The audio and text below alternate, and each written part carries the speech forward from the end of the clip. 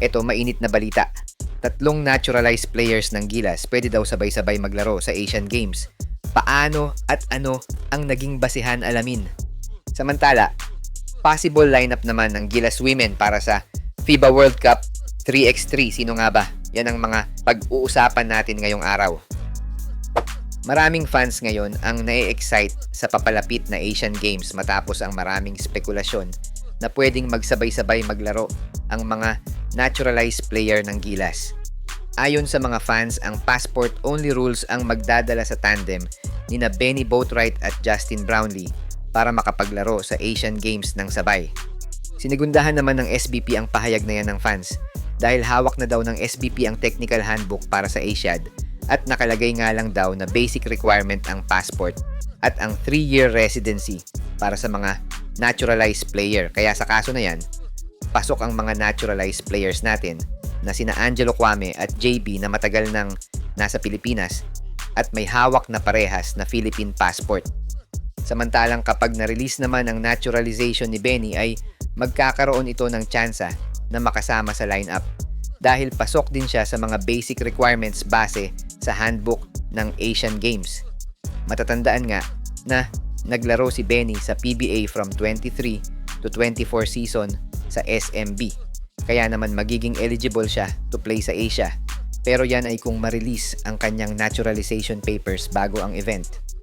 Ayon naman kay Miss Erica D, na kay Coach Tim na daw ang desisyon kung gagamitin niya ang full Gilas lineup sa Asian Games. Bago kasi ang Asian Games, mauuna muna ang FIBA July qualifiers bago depensahan ng Gilas ang ginto sa Asiad. Kung titingnan natin ang sitwasyon, pwedeng ang ginamit ni CTC na lineup sa qualifiers ay siya ding gagamitin niya for Asian Games. Though baka magkakaiba lang sa mga naturalized players dahil kung hindi mababago ang rules, ay pasok pa din ang tatlong naturalized natin na sina Kwame, Boatwright at JB. Inaasahan naman na magiging bagong mukha ng Gilas ang makikita natin sa July qualifiers sa pagpasok ni na Mike Phillips at Justin Baltasar. Malakas naman ang panawagan ng ibang fans na kunin na ang ibang players from KBL at B-League gaya ni SJ Belangel na solid ang ipinapakitang season sa KBL at ang pagkonsidera kay Kiefer Ravena na ibalik sa Gilas.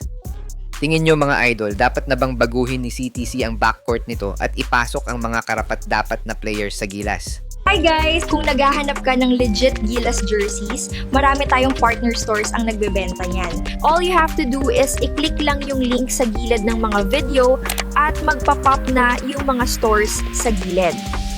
Get yours now guys at huwag kalimutan mag-subscribe kay Overdrive Highlights. Samantala, maraming fans ang nagsasabi na dapat paghandaang mabuti ng Gilas Women ang paparating na laban nila sa June para sa FIBA World Cup 3x3 dahil ito lang daw ang tsansa ng Gilas Women na magpakilala sa mundo ng women's basketball. Suggestion ng fans na wag nang tanggalin ang mga players na nagpakahirap na makapasok sa main event.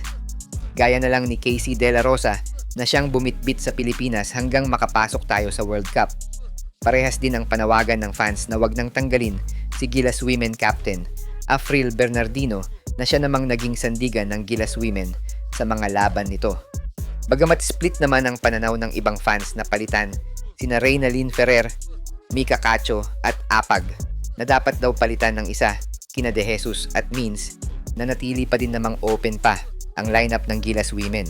Marami ding fans ang magkakaiba ang opinyon kung dapat isama si Jack Animam sa lineup dahil may ilang fans na nagsasabi na kontrapelo sina Casey at Jack pag magkasama. Kaya naman sabi ng ibang fans na ibigay na lang muna ang spotlight kay Casey De La Rosa. Wala pa namang final lineup sa ngayon ang Gilas Women pero asahan na 1 week before ng event ay ilalabas ng SBP ang mga players na maglalaro sa World Cup. Sa mga gusto pala manood ng laban ng Gilas sa FIBA World Cup qualifiers nang walang delay at free for life, magbibigay po kami ng free live streaming link. All you have to do is i-like lang po ang aming Facebook at YouTube channel para mabigyan po kayo ng unlimited access sa mga sports games sa buong mundo.